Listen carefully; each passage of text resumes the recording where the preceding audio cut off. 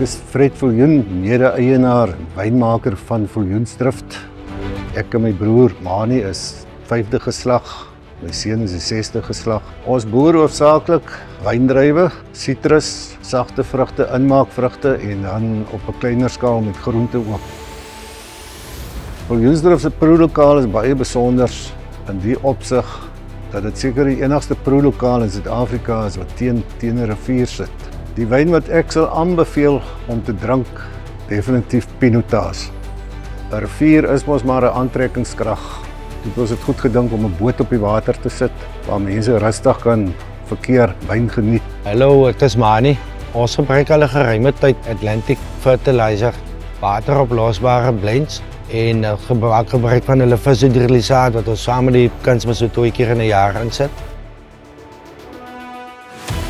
Hoekom ons die blends gebruik, want hulle gee vir ons samenstellings van NPK wat klaar gemeng is in die sak. En ja, dit werk net vir ons en dit is maklik oplosbaar.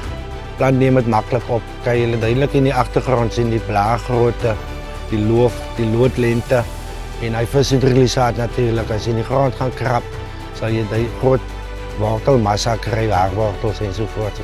Ek is Ben Viljoen, ons staan op die oomblik hier in ons Nadarkot poort. Vandat ons Atlantic Fertilizer se produkte gebruik het ons 'n definitiewe verskil gesien op kwaliteit en vruggroottes, wat ons ook help met die uitvoer van die vrugte.